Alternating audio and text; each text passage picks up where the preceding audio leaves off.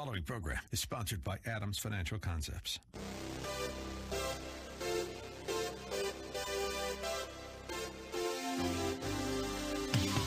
Welcome to About Money, a different approach to investing you won't hear anywhere else. Your host, Mike Adams, is a registered investment advisor and works with investment portfolios exceeding over $100,000 in net worth and has a proven track record of managing long-term investments, surpassing the markets in the long term. The information shared in the following program is for educational purposes only, and any investment advice given may not be suitable for all investors. And now, here's Mike. And we have the answer about money coming to you today, Saturday at noon. We are mid-December 2018. I know you know that. It's just that time of year. The year's coming to a close. People are beginning to wrap up things for 2018. People are beginning to look forward to 2019, trying to project what the market's going to do, trying to project what's going to happen in 2019. You know, this is the time of year when the TV and the magazines and the papers all come out with the mutual funds to own in 2019, what are going to work best, what are going to work poorly. It's a time people talk about what are the 10 best stocks to own. Barron's will publish their list of the round table, and what are the best big stocks to own, what are the best 10 small caps. They'll come out with what other types of investments should you own, what stocks should you sell. The focus is on the short term. And it always bothers me a little bit that people come to the end of the year and they go through their full analysis. They go through the stocks they want to buy and sell. Seems to me that that's a process that should take place during the year. And yet, I find myself coming to the end of the year saying, how did we do in 2018? And what's going to happen in 2019? And, you know, there's a lot of things. The tax year, many fiscal years for companies end at the end of December and begin on the 1st of January. You get the quarterly reports and everybody looks at how they're going to do in 2019. And as we get into 2019, they'll start to look at how they're going to do in 2020. It's the experts. And, you know, for me, prediction is a lot like poker in many ways, where you're dealt in Texas Hold'em, for example, you're dealt 2 down cards. Then you have to make a bet on only seeing 2 cards. You get 5 cards total. You get to see 2 cards. You have to make your first bet. You have to decide whether you're going to play or not play. You have to make that bet. Then they turn over 3 cards, called the flop. So now you see 5 cards. But there's 2 more to come. But you still do a round of betting. And you can still drop out at that place. So you keep going. And then they lay down another card. That's the turn. Now you can see 6 cards. And that may change your hand. It may not change your hand. And finally comes the last card, the 7th card, the river. Everybody gets to play those 5 cards. And so you get to see something of everyone's hand. But each time the odds change. Every time you see something come up. If you have a pair of aces, you know that that's a really good thing to have at the beginning. But if somebody starts to bet and there's 3 deuces that come up on the flop and they start to bet really heavily, you can pretty well count that they're either bluffing or they've got a 4th deuce, and that's going to beat your aces. So, I mean, the odds change. Having a pair of aces to begin with and nobody has anything but their 2 down cards, you have a pretty good probability of winning that hand. But when the flop comes up, your probability changes. It's the same in the stock market, and that's what my concern is at the beginning of the year. But, you know, I tend to do the same thing. At the end of last year, as I looked forward to 2018, I said that 2018 was going to be a very good year, and it should have been a very good year. The tax cut was passed by the Republicans. It was heavily weighted for the top income people. It was heavily favored for business. Cut the tax rate by 14%, 15%. The idea was that capital expenditures in plant and equipment were going to increase the GDP. It was going to create jobs. Now, Mnuchin at the Treasury Department, there was some question about it, and I questioned it at the time, what it was going to do in terms of the total GDP. not at all what it was going to do in terms of the stock market. So Mnuchin had at the Treasury Department 100 economists. They tried to model what the tax cut would do. What they came out with was a one-page document. I'm almost sure that 100 economists in the Treasury Department said it's not going to work the way you think it's going to work. But they said it was. And they said the GDP was going to go at such a point that it would erase the deficit. Well, that hasn't been true. But, all that said, that was for the GDP. What it did do is it lowered company tax rates. And instead of investing in capital equipment and plant equipment and expanding, that money dropped to the bottom line. And so profits were up this year. It was an average increase of 10% year over year for almost all companies in business. 10%. It was huge. And because the stock market operates and stocks are priced to earnings, it should have had a significant impact of earnings. If you look at the normal growth that happened plus the 10%, it was a significant increase in earnings. It was a significant increase in cash on the books of those companies. A few paid bonuses to workers, a few bought stock back, a few did some things with the money that they got, and even did some expansion, but not very much. Not much of an increase over what was planned before the tax thing. So I thought that it was going to be a very good year for the stock market in general, and I thought we were going to do well. In fact, as of Thursday, when I prepared these notes, the market was up 1%, and we were up about 9%. So we had a very good year for that part. That was good. So the question is, that was down, and now things are coming around. But the question is, what is 2019 going to be like? Secular markets are born on pessimism, they grow on skepticism, they mature on optimism, they die on euphemism. That was a John Templeton thing. And it seems like many investors are worried that the market is old, it's long in the tooth, and they've missed out. I believe the best may be yet to come, but it may not be 2019. I've been saying that we're in a secular bull market since 2009. When the Dow was 6,600, I said I would predict it would hit 100,000. We'll see. It's actually up fourfold from the 6,600, not bad. So 2019, Richard Bernstein did an article, a white paper, on the year of high anxiety. And I think that that's going to be what we look at for 2019. I believe for 2018 has been that as well. And I think when you look at 2018, profits are at record levels, cash at record levels, employment at record levels. Stock market is essentially flat. And why? Because since 2008, a lot of investors have been very skittish, focused on income rather than capital gains. If you look at what institutions are doing, they're looking at, and a lot of individuals, they're looking at absolute return. They're looking at hybrid types of investments.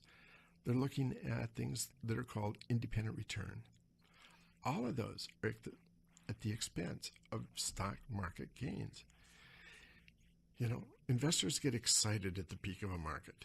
The markets get frothy. That's not happening. It's skittish. There's the yield curve that's flat, and that's scaring investors. The flat to inverted yield curve has predicted 9 of the last 5 recessions. 9 of the last 5 recessions. Owe that to Samuelson, who wrote the economics book. He used it in the stock market, but what I'm saying is you don't always have a recession following a flattening or inverted yield curve. I did a program on it. Check out on YouTube or on our podcast for a program that I did on April 28th. I talked about the yield curve and the bond vigilantes. There's not enough time to talk about it and get to the rest of this today. So go back and listen to that. There's a reason why curves get flat or inverted that have nothing to do with recessions. The truth is, corporate profits are really healthy, but they're living in a time of uncertainty. If times get bad, companies react, cut costs, and get lean and mean. If times are great, companies look to expand, buy other companies, and grow. But when you're living in a time of uncertainty, when you're living at a time when you don't know what's going to go on, how do you plan? When you're living at a time when there could be a China trade war or a European trade war, when Trump has labeled himself the tariff man, when Brexit is not happening as the leavers expected, Brexit's not happening as the Remainers wanted. Brexit, in that case, no deal is worse than a bad deal. And Brexit, no one seems happy with what's going on. U.S. foreign policy is inconsistent, and economic decisions are really impulsive rather than being clearly thought out. So if you're the CFO, how do you really plan? How do you know if your borrow's money's input costs are going to be up 25% or down 10? 25% of U.S. companies' revenues come from foreign sales and 12% of our exports. A lot of uncertainty. We're going to come back to this question right after the break, so don't go away. We've got a lot of stuff to cover today. You want to hear my guest, what she has to say? It's especially appropriate at this time in the holiday time. I think it's something that you'll want to hear. And I want to continue this whole thought. What's 2019 going to be like? And some of the impact from 2018. We've got to talk about bubbles too, because we've seen some of those. We'll come back to it right after the break.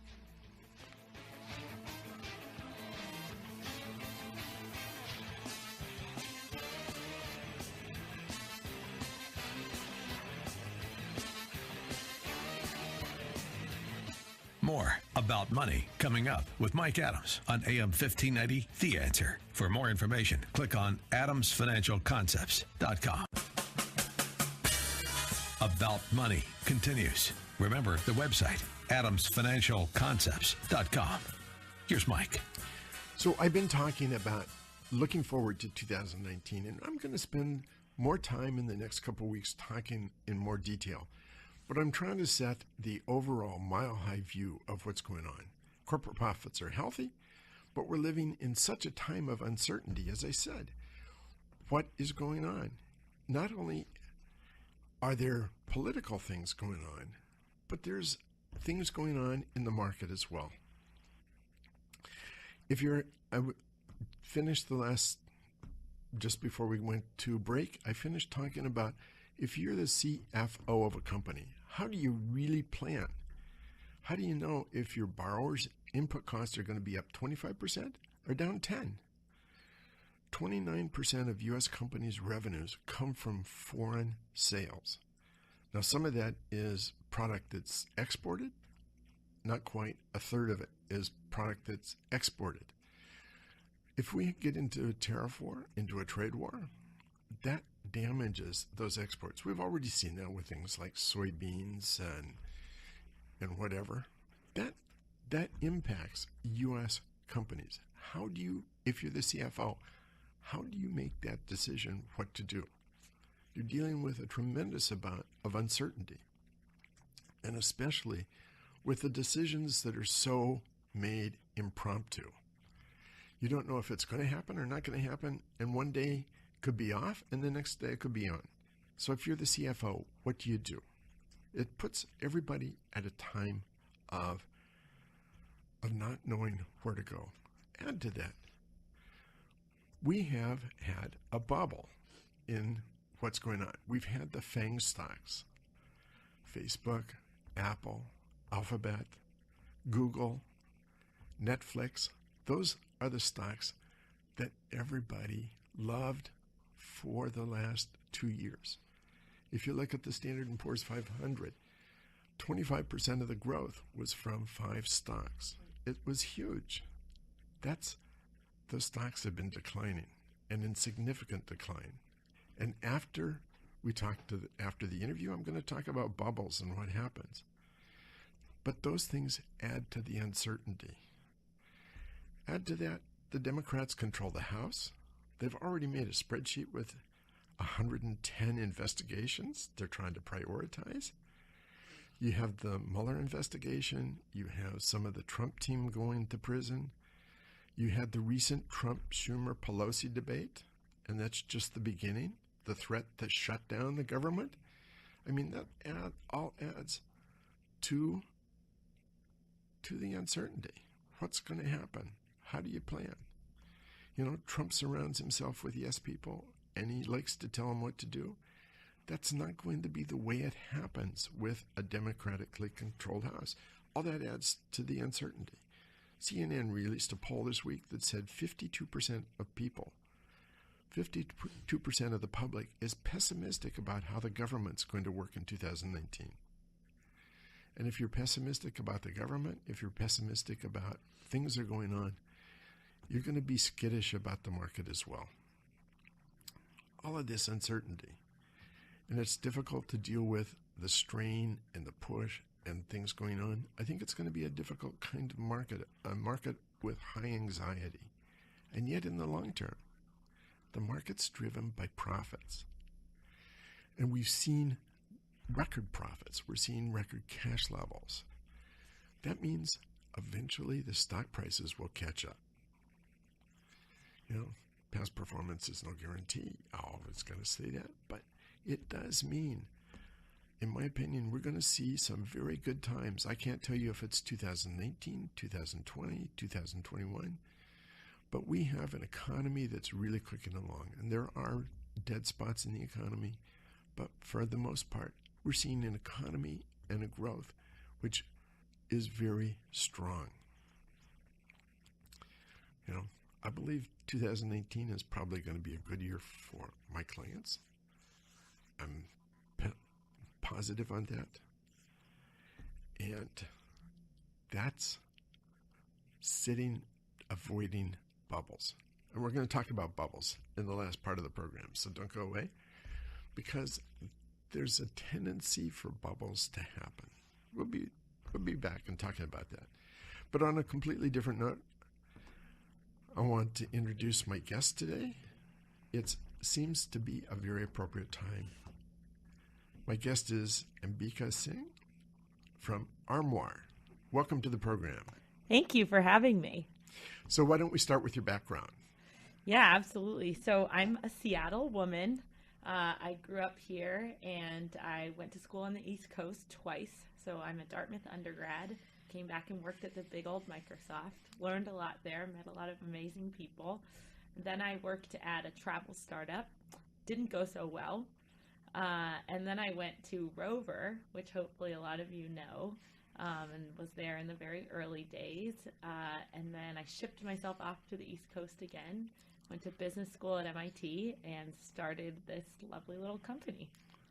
So let's talk about the company. Yeah, so it's really, you're right, it's very appropriate considering the content of this program, because in a world of uncertainty, why would you buy if you can lease?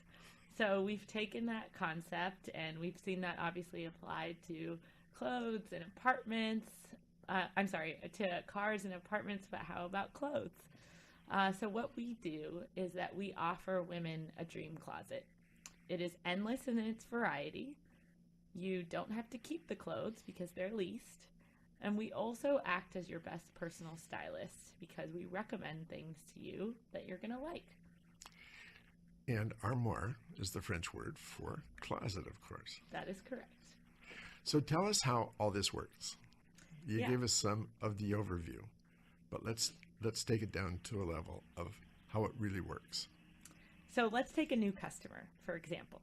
Okay. She is a busy woman. She has a job that she works at. She has a small child who she's trying to run behind. She takes care of her whole household, including buying the things that everyone needs as well as all the things everyone wants. And very often she doesn't have a lot of time left to take care of the things that she might want. And so we are her best friend in the background. And she finds us, maybe she learns about us through your program, and she logs into our website and we get to know her like any good friend would. We ask her some questions about what she's looking for, what her size is, does she need a dress for New Year's, does she need something for the upcoming holiday period, and then we compute all of her answers using an algorithm that we wrote while we were students at MIT, and then we show her a dream closet. So you can imagine that this is the kind of experience that a celebrity enjoys. Her personal stylist shows up and shows her 20 to 30 things. She can check these items out on her phone or maybe on our website. And then she picks 4 things that she's interested in trying. It's really low risk, so she's able to not only rent things that she knows she will like, but maybe rent things that she's not quite sure. Like, ooh, this is a wild color. Oh, this has a bit of sequins. And we mail them to her in Seattle. It's 1-day shipping. Across the country, it's 2-day shipping. And she'll receive the items. She often gets a coat at this time of year, maybe, like I mentioned, a dress for New Year's, 2 lovely sweaters, maybe she'll do some pants. And then she wears those clothes usually throughout the week. She doesn't have to dry clean anymore because we do all of the dry cleaning. And so it makes her mornings really simple. She has 4 new things to choose from, puts them on. She's quite busy, as we mentioned, so she doesn't spend a lot of time agonizing, but it's really fun for her to have new things. She puts them on, goes about her week. Sometimes she falls in love with the items and she'll buy them to add to her permanent collection, but in most cases she puts them back in a box, sends them back to us. We dry clean them, and they continue to have a life with a new lovely woman, maybe down the street, maybe across the country. And that same woman then, she returns 4 things. Yes. She gets 4 more things. Yes. Correct? Yep. So she has a constant rotating closet. Yes. And she has how many to choose from? Thousands. So we own almost 20,000 pieces of inventory now, and so there's a lot of it. But having more is not always great. And so instead of showing her all 20,000 things, we really show her things that we know that are in her preference set. For example, if she hates black, we're not going to show her any black and waste her time. If she has a wool allergy, we're not going to show her anything that would make her skin irritated. She has a favorite couple of brands. We'll stick to those kinds of brands. We do a lot of Theory and Diane von Furstenberg or equipment. So we'll show her things in her favorite brands. So in that way, we really are her best friend stylist. And as fashions change, she can just return the clothes that are now out of fashion, out of fad. Correct. And pick up others that are in fashion. Correct. And you know who often becomes our biggest supporter? Whomever she shares the closet with. Because all of a sudden, the closet is constantly rotating. It's not getting any bigger. So it's a very exciting thing. You might get some of your closet space back if you share a closet with a person like this. Or at least some of the closet space. Correct. Not all of it. We still need a little bit of space. Yeah. So this service, you can do 4. You mentioned 4, but Yes. you can do fewer, you can do more. Is that correct? That is correct. Our core product is 4 items at a time. Think of Netflix of old. So 4 DVDs, 4 items. But if you decide, hey, this is really working for me, you can up your subscription to 8 items at a time. Or if you have a light month and you're traveling a lot or you just don't need a lot of new clothes, you can bring it down to 2 items at a time. So can they dry clean them themselves and keep them for a longer period of time? You could, but if you send them back to us, we'll pay for it. So you might as well send them back to us, and we take off that hassle. That's amazing. It's a really new way to look at an asset that we all have, clothing that's sorely underutilized for most of us. You know, in previous generations, there was the idea of maybe mending things that had become worn or kind of passing them on, but in the new world, we do a lot of fast fashion and a lot of throwing away. So hang on, because we're going to come back to that. We're coming to commercial break. So we'll be back, and you'll hear more, a little more, and you'll also hear about how you can participate. We'll be right back.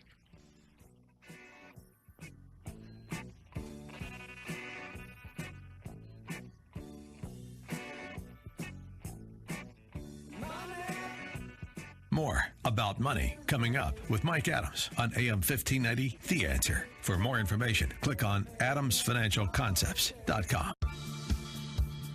About Money continues. Remember the website, adamsfinancialconcepts.com. Here's Mike. So I'm here with Ambika Singh of Armoire. One more time, tell us what it's about, and then we're gonna finish the interview. But I want, just in case somebody's forgotten, tell us again. Absolutely. So Armoire is a dream closet. Women sign up to a subscription and they get 4 items at a time that they can change out whenever they want. And we recommend these items to her according to her preferences. And it just seems at this time of year, if you're thinking about a Christmas present, or if you're thinking about what you can do for your wife or spouse or significant other, why not give her a year's worth of clothing that she can change out every few weeks? And as a special plug on the gift, this is finally something she won't return because she will actually pick out the items with us. So it won't be like, why did you get me this color? She'll decide which color. And if you're a woman listening to the program, why not tell your husband what he's getting you for Christmas and do the subscription? So how would they do the subscription? Tell us. So you would log into our website, www.armoire, which is ARMOIRE.style. And then you can choose, as Mike said, you can buy a year's worth of subscription or you can buy a couple months. And we have a special holiday promotion, Save $99. We'll give you 2 months for $200. That's normally $300. Awesome. Tell us again. Spell out the address for us. It's www.armoire, which is ARMOIRE.style. Perfect. So go ahead and do that. Thanks a lot, Mike. Yes. So I want to switch back and talk about one specific area that's happening. You know, there was a bumper sticker I saw back in .com days. You know, the .com bubble, everybody recognized it was a bubble. They recognized even as it was happening, it was a bubble. They knew it was going to end someday, and yet they continued to participate. And then in 2001, I think I saw the bumper sticker. Somebody had a bumper sticker that said, "Please God, just one more bubble." You know, I've used that on the radio station any number of times. Just please God, one more bubble. One of the classic books, when you become an investment advisor, when you're really looking at things, when you become a market guru, one of the books that people read is one called Extraordinary Popular Delusions and Other Madness of Crowds. It was written in 1841 by Charles Mackay. And he talked about the South Sea Bubble. In 1711, John Blunt got exclusive trading rights for South America. He got them from Britain, and he was financed by the government. And he sold stock in his company, which rose to astronomical heights and then fell. Also, tulip mania. In the mid-1600s, they brought a tulip bulb from the Ottoman Empire, and it became a luxury item and highly desirable. Prices began to increase, and they began to speculate in tulip bulbs. By 1635, 40 bulbs sold for 100,000 florins, and the average wage of the workers was 150 florins. So think of it. It would take 16 3/8 of a year to purchase one dahlia bulb, one tulip bulb.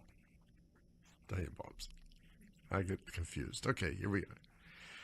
You know, 40 bulbs would sell for 1,000 tons of butter. It would sell for 3,000 fatted sheep, 25 oxen. That's what a tulip bulb would sell for, 40 tulip bulbs. By 1636, a year later, 2 bulbs would sell for 12 acres of land. They made many, many people rich.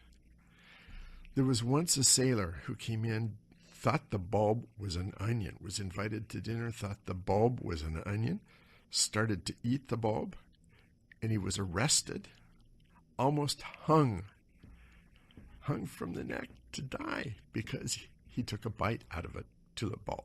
That's a bubble. Tulip mania. By February 1637, there were no more buyers, and prices crashed. the bubble had burst. You know, we saw the bubble with the dot-coms, and everybody recognized the bubble that was going on. You know, that bumper sticker, please God, just one more bubble. Well, think about it. Housing prices were in a bubble. Housing prices were shooting up at 14 and 15% a year. They were going to come down. When the bubble burst, housing prices came down, and they're recovering, and they'll continue to go up at a slower rate. Oil prices. In November of 2007, I wrote a note to my clients saying, oil prices at $100 a barrel were way too high. And in fact, in a small hedge fund I ran, I started to short oil. Well, oil continued up to 147 in July of 2008. It was speculation.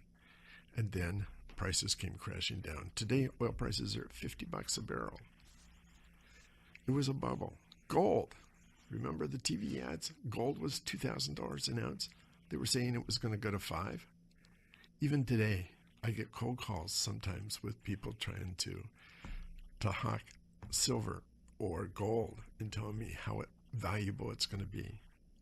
I had a call actually from an oil driller the other day that wanted me to invest in oil because prices just have to go back up.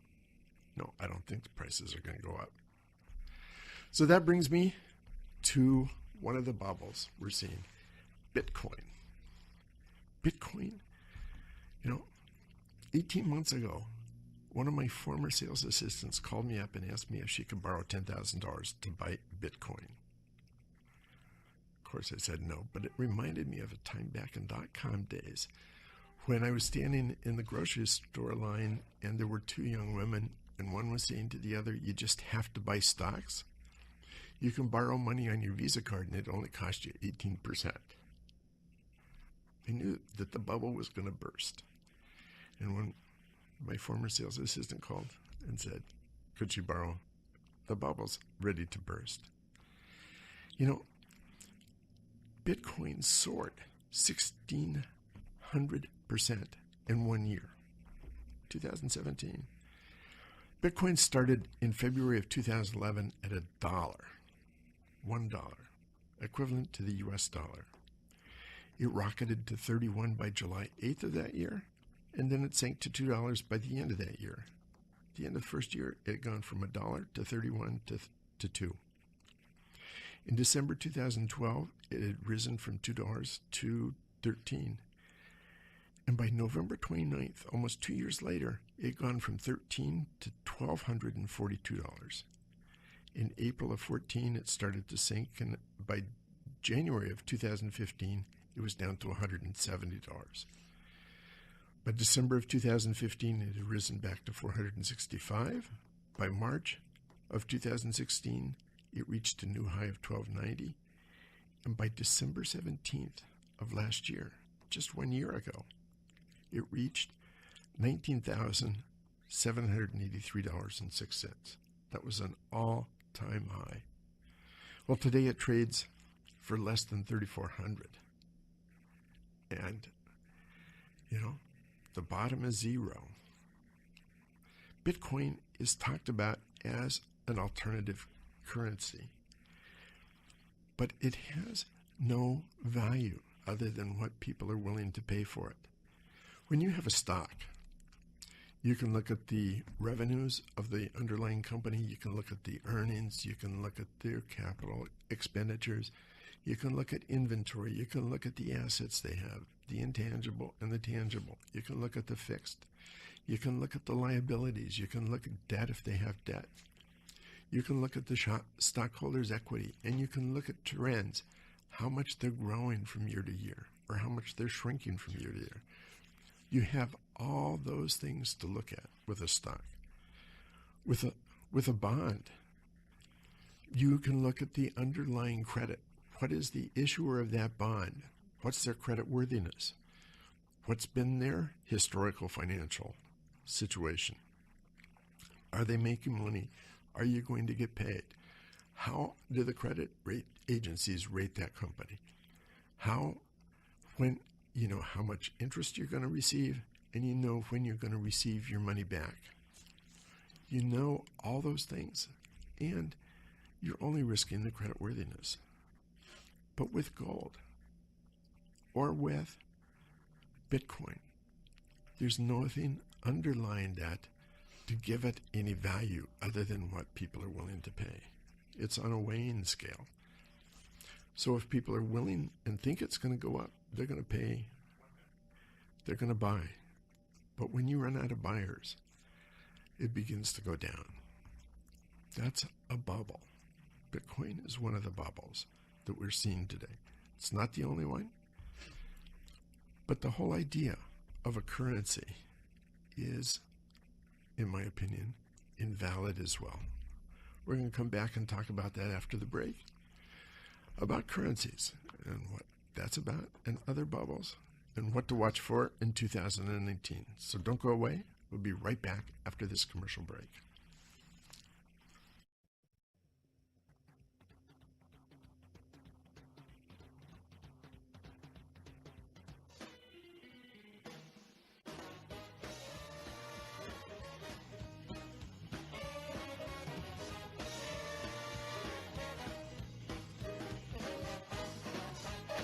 More about money coming up with Mike Adams on AM 1590, The Answer. For more information, click on adamsfinancialconcepts.com. About Money continues. Remember the website, adamsfinancialconcepts.com. Here's Mike. So I've been talking about Bitcoin. And as I talk about this, it took off from $1 and 7 years later was 19,000. Today it's down under 3,400. And I'll give you the reasoning why I think that it's not a world currency, while it's not an inflation hedge. History doesn't repeat, but it rhymes. And for the people, and I've talked to some of the people that do Bitcoins, they wanted me to, at one time, to mint Bitcoins. You know, it's not a real currency. We have history.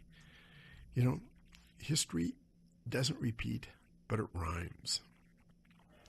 Back at the time of, prior to 2014, prior to 1914, it's 100 years difference. 1914, the primary currencies were the English pound, the French franc, and the German mark.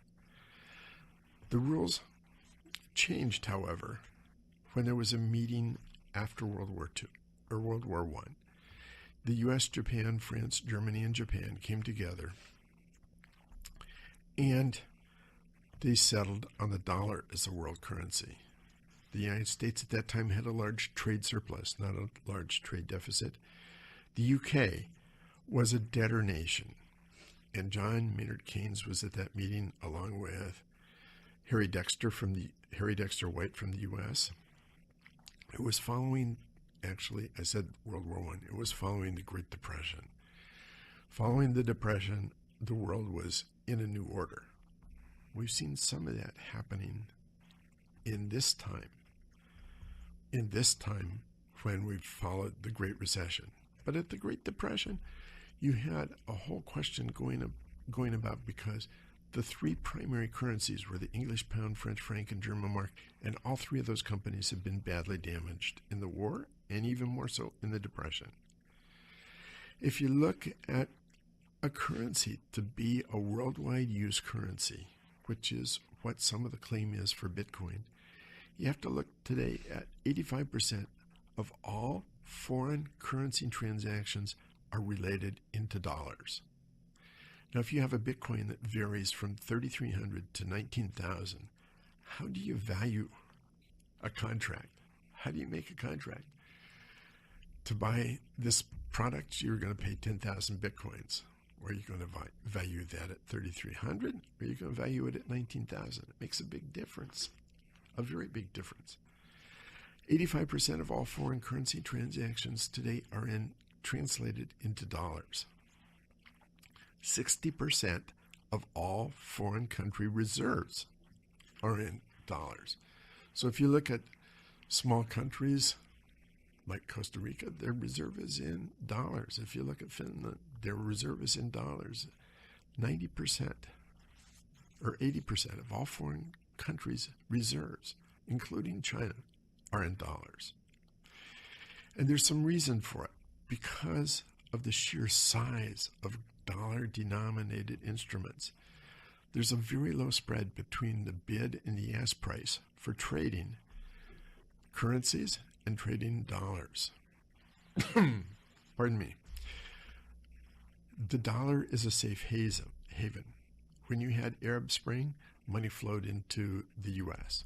Right now, we're probably seeing dollars buy long-term bonds and bonds contributing to the yield curve flattening because countries are concerned, companies are concerned about trade wars and tariffs. It really makes a significant difference.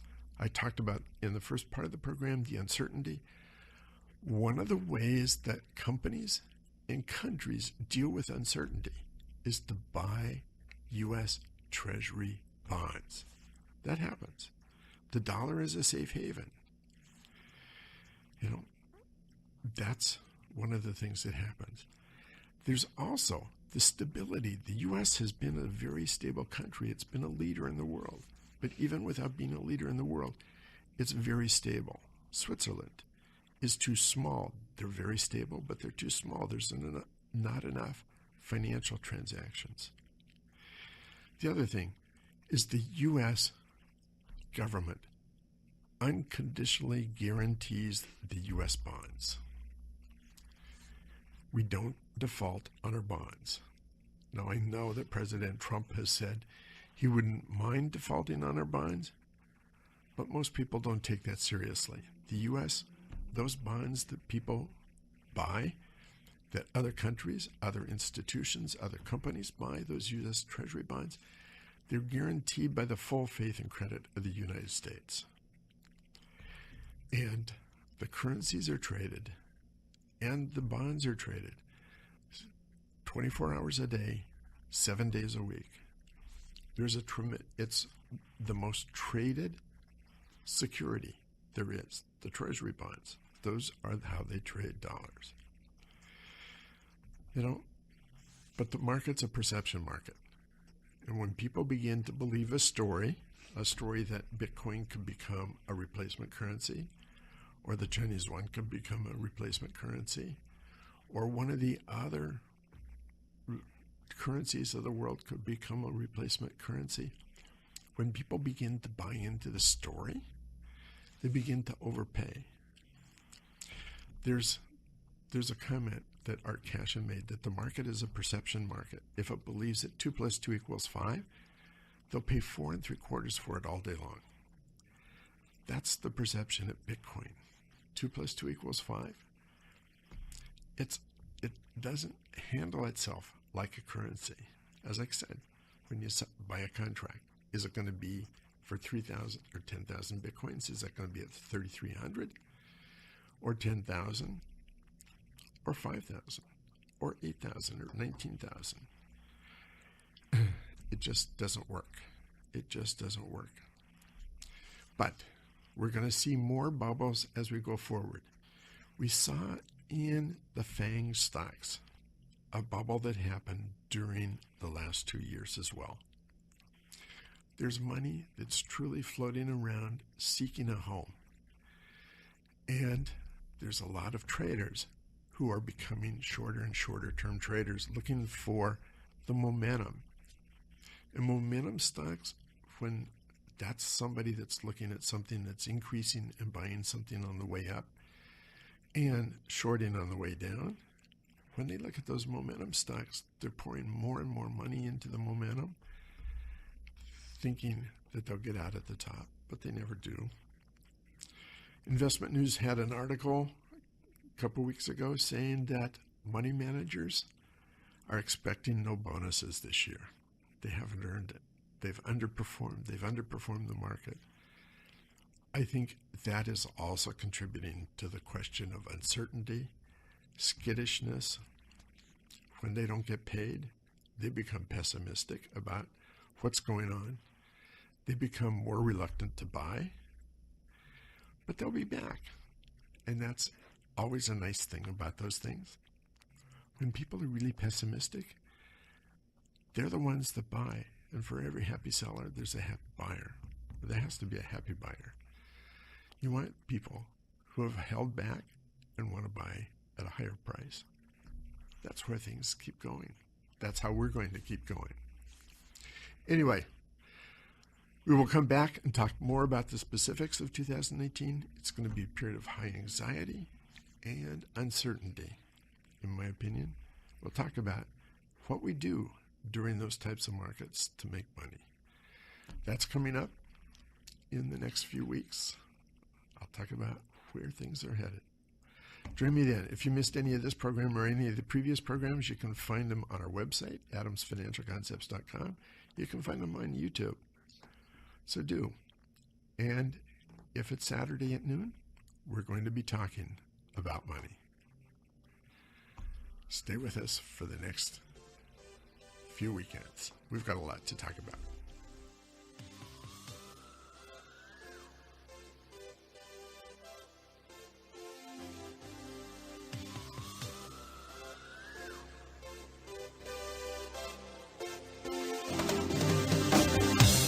Listening to About Money with Mike Adams, a registered investment advisor. If you'd like more information about what you heard today, or about Mike's investment philosophy and strategy, or if you'd like Mike to evaluate your own portfolio, click on adamsfinancialconcepts.com. That's adamsfinancialconcepts.com. The information shared in the preceding program was for educational purposes only, and any investment advice given may not be suitable for all investors. Join us again next Saturday at noon for more About Money with Mike Adams here on AM 1590. The Answer. The preceding program was sponsored by Adams.